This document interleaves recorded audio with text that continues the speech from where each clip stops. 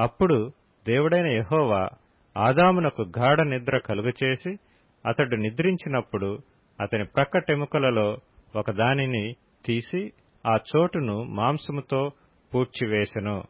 తరువాత దేవుడైన యెహోవా తాను ఆదాము నుండి తీసిన ప్రక్కటెముకను స్త్రీనిగా నిర్మించి ఆమెను ఆదామునొద్దకు తీసుకొని వచ్చెను.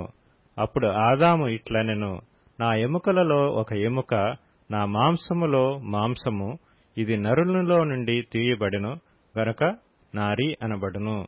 కాబట్టి పురుషుడు తన తండ్రిని తన తల్లిని విడిచి తన భార్యను హత్తుకొనును, వారు ఏక శరీరమై యుందురు.